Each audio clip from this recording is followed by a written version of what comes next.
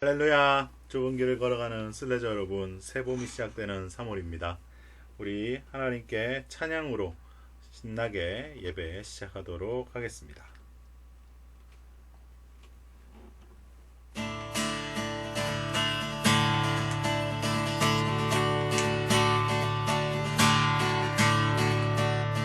성령여 내 영혼을 충만케 하소서.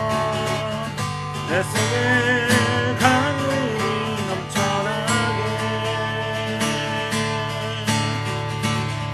성령여 내 영혼을 충만케 하소서. 내 속에 강물이 넘쳐나게. 오 성령 하나님,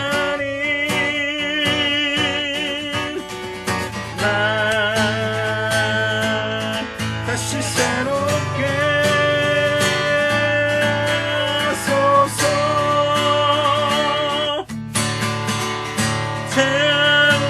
채우소서. 내 영혼이 세상 위로 다 이기고 다시 주를 닮아가도록 채우소서.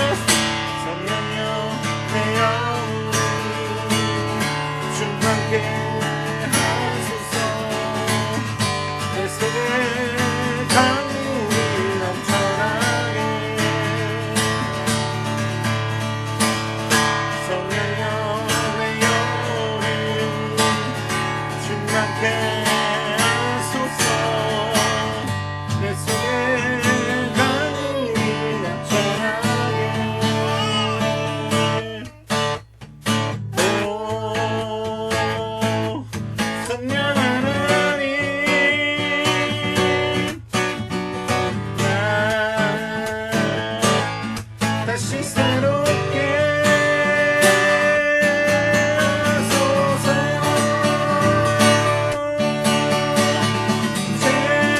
채우소서. 내 영혼이 세상으로 다 이기고 다시 주를 닮아가도록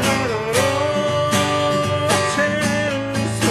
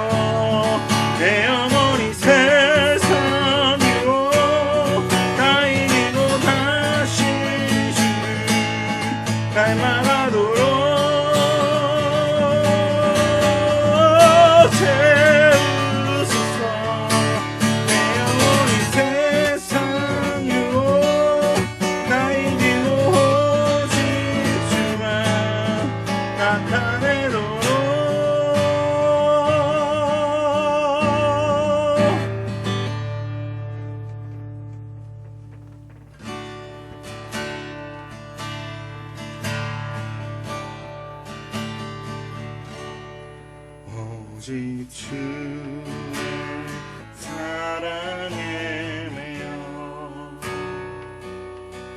내 영 기뻐 노래합니다.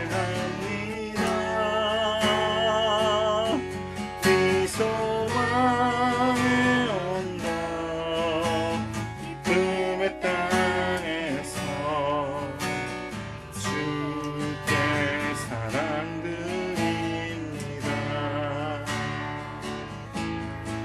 오직 주의 임재 안에 갇혀 내 영혼 기뻐 찬양합니다.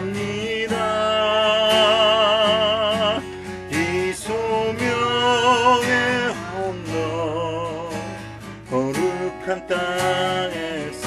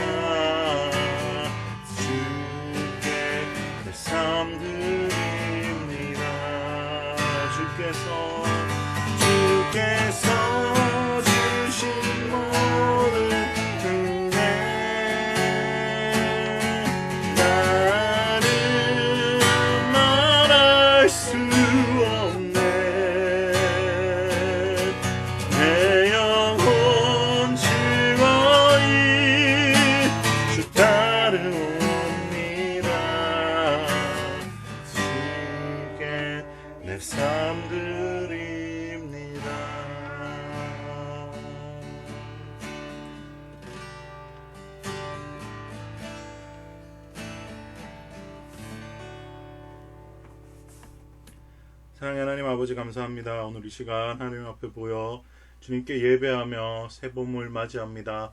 하나님 우리에게 새싹이 튀어나오는 봄을 주신 것처럼 우리 마음에 다시 한번 새롭게 주님의 은혜로 시작하는 마음을 허락하여 주시옵소서. 특별히 오늘 말씀을 통해 하나님의 진리를 깨닫고 하나님의 말씀을 깨달아지는 역사가 있어서 우리가 하나님의 말씀대로 살아가는 그리스도인으로 부끄럽지 않은 삶을 살아낼 수 있도록 하나님께서 은혜와 지혜와 용기와 믿음을 허락하여 주시옵소서.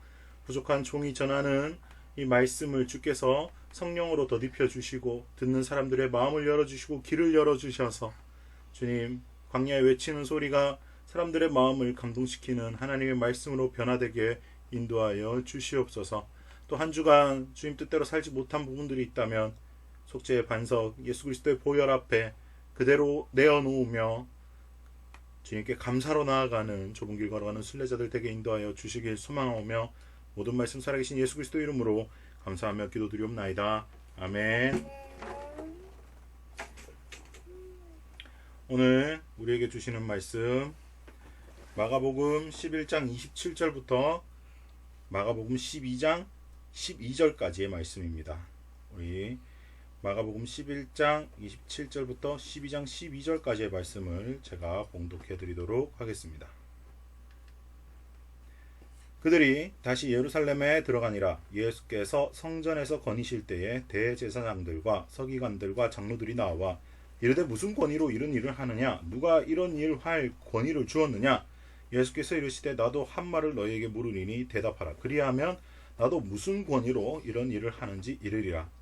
요한의 세례가 하늘로부터냐 사람으로부터냐? 내게 대답하라.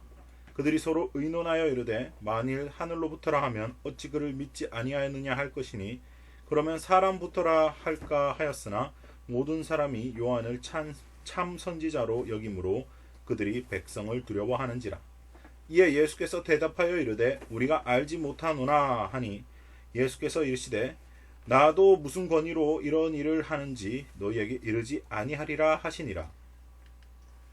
예수께서 비유로 그들에게 말씀하시되 한 사람이 포도원을 만들어 산 울타리로 두르고 즉자는 틀을 만들고 망대를 지어서 농부들에게 새로 주고 타국에 갔더니 때가 이름에 농부들에게 포도원 소출 얼마를 받으려고 한 종을 보내니 그들이 종을 잡아 심히 때리고 거저 보내었거늘 다시 또 다른 종을 보내니 그의 머리에 상처를 내고 능욕하였거늘 또 다른 종을 보내니 그들이 그를 죽이고 또 그 외에 많은 종들도 더러는 때리고 더러는 죽인지라.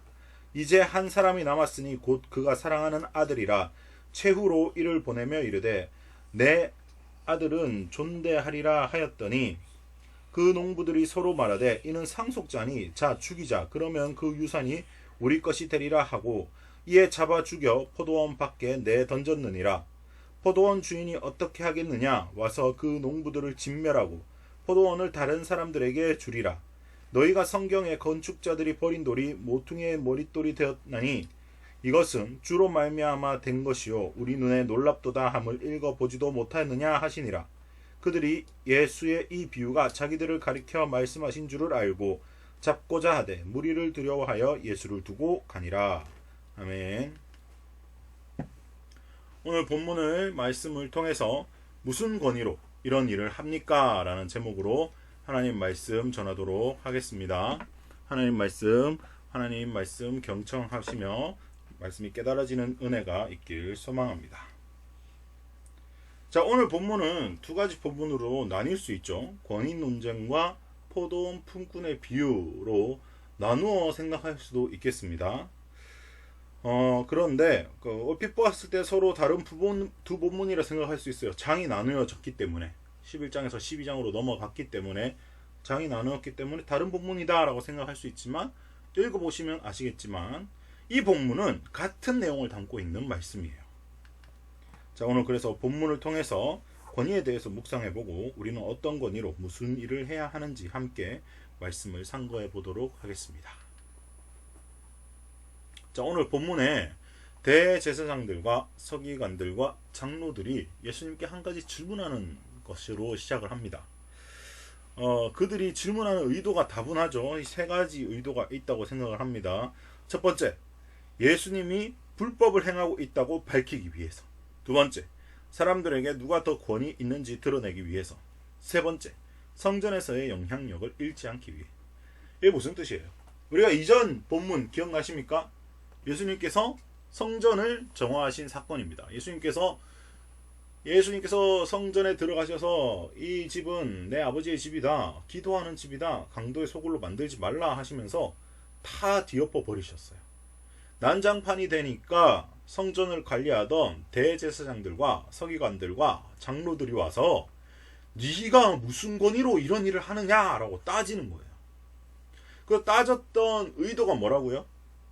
사람들에게 예수님이 불법을 행하고 있다, 누가 더 권위 있는지 밝히기 위해. 결국 결론은 뭐예요? 성전에서 영향력을 잃지 않기 위해. 이 세 가지가 그들의 의도인데요. 이 의도의 속뜻을 또 생각해 봐야 돼요. 이들이 생각하고 말하고 행동하는 바는 무엇과 연관이 있느냐? 이 세 가지입니다. 첫째, 돈입니다. 둘째, 권력입니다. 셋째, 명예예요. 명예. 이 돈, 명예, 권력이 이들의 목표예요. 하나님의 성전을 관리한다라는 사람들이 자기들의 이권에 대해서 예수님이 둘러엎으니까 자신들의 이권이 사라지고 자신들의 권위가 사라지고 자신들의 일터가 사라지게 생겼거든요. 사람들이 더 이상 자기들의 말을 듣지 않을 것 같거든요. 그래서 그 단 한 가지 질문, 너 누구 허락받고 이 일을 하냐? 우리는 너한테 허락을 해준 적이 없다, 우리는 너한테 이런 권리를 준 적이 없다라는 것을 이야기하고자 함이에요. 왜? 그들이 정통성이 있다고 생각하거든요. 대제사장이거든요. 누구도 그들의 말에 반박할 수 없었거든요. 그래서 오늘 그들은 이 모든 게 무엇과 결탁되어 있었다고요? 돈과 명예와 권력. 하나님과 관계되어 있었던 일이 아닙니다. 권위를 이야기해가지고 자기가 하나님한테서 권위를 받아서 대제사장들과 서기관들과 장로들이 하나님으로부터 성전을 관리할 권위를 받았기 때문에 내가 성전을 제대로 관리한다라는 의미에서 말을 한 게 아니에요. 성전에서 비둘기 팔고 돈 환전하는 사람들과 결탁을 해서 부정한 돈을 착취하기 위해서 그런 말들을 꺼낸 겁니다. 계속 그런 일들을 하기 위해서요. 자, 하나님과 관계없는 삶의 말로를, 비참한 말로를 보여주는 본문이에요. 하나님 메시아가 왔지만 알아보지 못하죠. 그 비유를 예수님께서 오늘 대제사장들과 서기관들과 장로들에게 포도원 품꾼 비유를 그대로 말씀해 주세요. 나도 무슨 권위로 이런 일을 하는지 너에게 말을 해주진 않겠지만 잘 들으라 이 녀석들아, 너희는 지금 무슨 일을 하고 있는지 아느냐? 라고 하시면서 포도원 품꾼 비유를 드셨다고요. 누구보다 성경을 열심히 읽고 암송하고 성전에 살고 있는 대제사장들과 장로들과 서기관들이 하나님과 아무런 관련이 없었다라는 겁니다. 하나님이 포도원을 맡겨놓은 건 사실이지만 그들과 하나님 사이에는 아무런 친밀감도 없고 아무런 주인을 위한 마음이 없다라는 거예요. 오로지 포도원을 어떻게 하면 뺏겨 먹을까? 어떻게 하면 포도원을 훔칠까? 어떻게 하면 포도원을 내 소유로 만들까? 거기에 혈안이 돼 있었다라는 겁니다. 그래서 그들은 하나님의 아들이신 예수님을 잡아 죽이는 결과로 아주 비참한 말로로 가게 됩니다. 그들은 왜 예수님을 알아볼 수 없었을까요? 사실 알아볼 수 없었던 게 아닙니다. 그들은 예수님의 정체를 알고 있음에도 잡아 죽인 거예요. 마가복음 12장 7절에 예수님께서 직접 이렇게 말씀하시죠. 그 농부들이 서로 말하되 이는 상속자니 자 죽이자, 그러면 유산이 우리의 것이 되리라. 예수님만 없으면 여전히 나는 성전에서 떵떵거리면서 잘 먹고 잘 살 수 있어. 이 권위, 이 명예 대대손손 물려줄 거야. 하나님하고 별 상관없어. 그냥 그들이 드리는 11조 꿀꺽하고 환치기 하는 사람들과 이 불법 장사하는 사람들한테 커미션 받아서 떵떵거리면 먹고 살 거야 가 그들의 속마음이었다라는 겁니다. 결국 자신의 욕심으로 인해서 메시아를 죽인 거예요. 변명의 여지가 없는 겁니다. 그런다고 그 유산이 자기의 것이 됩니까? 될 수 있습니까? 절대로 되지 못하죠. 이 권위 논쟁과 포도원 품꾼 비유는 현재를 살아가는 그리스도인들에게도 많은 인사이트를 줍니다. 바로 현대 개신교의 문제점을 그대로 보여주고 있다라는 겁니다. 뭡니까? 모든 문제는 돈과 명예와 권력으로부터 시작된다라는 것입니다. 그리스도인의 주된 관심이 영혼을 살리는 일이고, 주된 관심이 하나님의 임재를 구하는 일이고, 주된 관심이 성령의 열매 맺는 일에 있지 않다면, 이 세 가지 포인트에 맺혀지지 않다면 돈과 명예와 권력에 빠지게 돼 있다고요. 언제나 돈과 명예와 권력은 교회와 함께합니다. 그게 역사적 사실이에요. 근데 이것들을 좋다 하면서 받아들이기 시작하면 대제사장들과 서기관들과 장로들처럼 됩니다.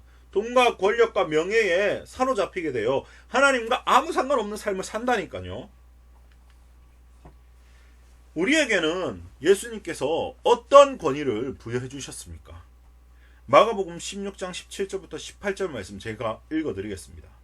믿는 자들에게는 이런 표적이 따르리니 곧 그들이 내 이름으로 귀신을 쫓아내며 새 방언을 말하며 배분을 집어 올리며 무슨 독을 마실지라도 해를 받지 아니하며 병든 사람에게 손을 얹은즉 나으리라 하시더라. 자, 여러분, 이 성경 구절 어떻게 받아들이십니까? 예수님 이름으로 귀신 쫓아내는 삶이 이루어지고 있습니까? 새 방언을 말하는 삶을 살고 있습니까? 뱀을 집어 올리며 무슨 독을 마실지라도 해를 받지 아니하는 삶을 살고 계십니까? 병든 사람에게 손을 얹은 즉 낫는 삶을 살고 계십니까? 에이, 목사님, 그거는 초대교회 때 이야기고 예수님 시대 때 이야기, 지금은 안 그렇습니다 라고 말하는 사람이 있습니까? 성경이 그때는 맞고 지금은 틀립니까? 그렇게 생각하는 사람은 정말 그리스도인 맞습니까? 왜 지금 이런 일이 벌어지지 않습니까? 아니요, 지금도 이런 일은 벌어지고 있습니다. 실제로 이런 일은 일어나고 있어요. 이 일이, 예수님께서 말씀하신 이 일이 예수님 사후에 바울을 통해서 그대로 이루어졌죠. 바울이 예수님 이름으로 귀신도 쫓았고 새 방언도 이야기하고 뱀한테 심지어 물렸죠. 근데 해를 받지 않고 병든 사람의 손을 얹고, 손도 안 얹었어요. 손수건 만졌어요. 손수건.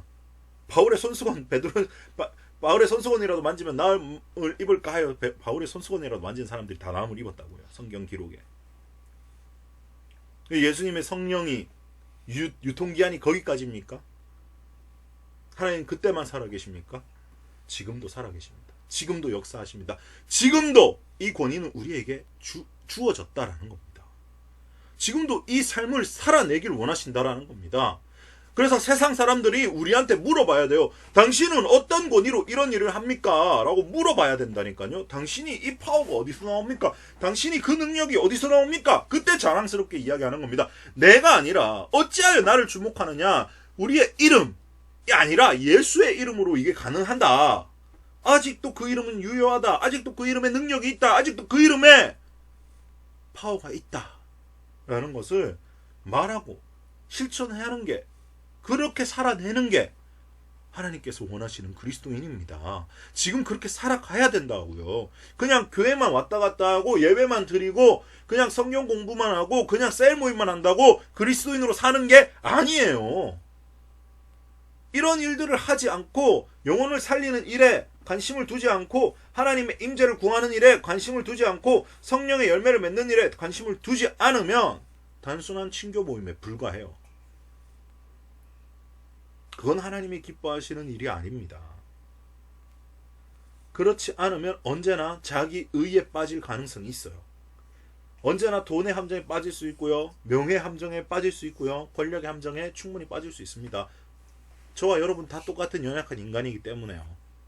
그런데 하나님의 임재를 구하고 성령의 열매를 맺는 일에 관심을 두고 영혼을 살리는 일에 매진하면요, 빠질 이유가 없어요. 그런 것들 쳐다볼 여유가 없거든요. 그런 것들을 쳐다볼 이유가 없거든요. 쳐다보지 않으면 빠지지 않습니다. 집중하셔야 돼요. 하나님의 임재에 집중하셔야 돼요. 하나님의 관심이 어디 있는지 집중하셔야 돼요. 성령의 열매가 맺어지고 있는가 체크해야 된다고요. 가만히 냅둔다고 맺어지지 않습니다. 사용해야 늘어납니다. 예수님으로 받은 권위를 올바르게 사용합시다.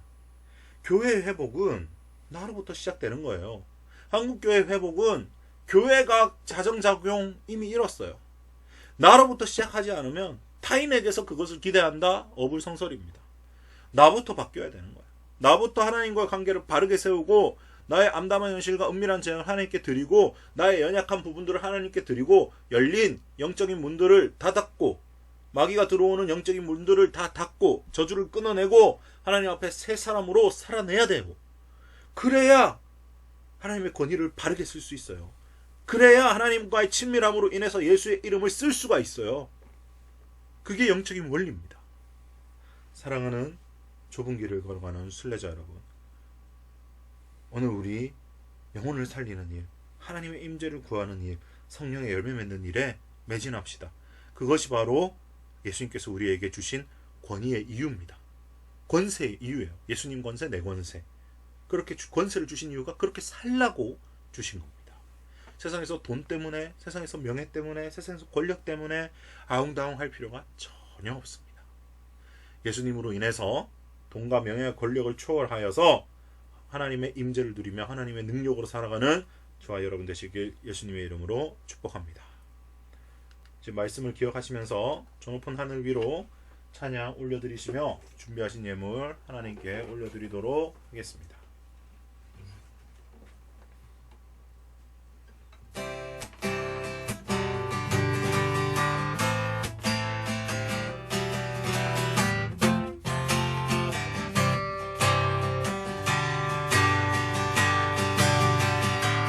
저 높은 하늘 위로 맑은 태양 오르듯이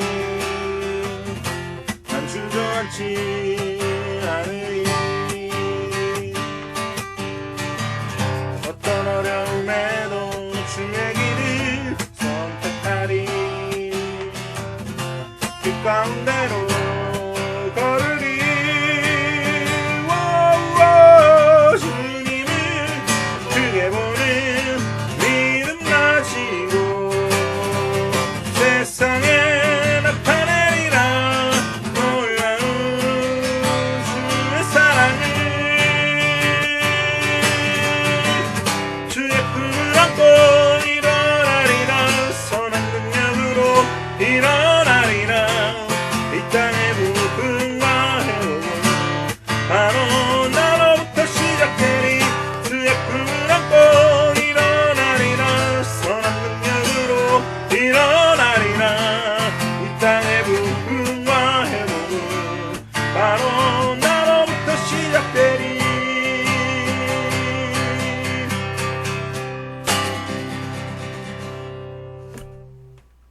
사랑의 하나님 아버지 감사합니다. 오늘 말씀을 통해서 그리스도인이 어떻게 살아야 되는지 다시 한번 말씀해 주시고 예수님께서 주신 권세, 권위를 올바르게 사용할 수 있도록 지침을 내려주시니 감사합니다.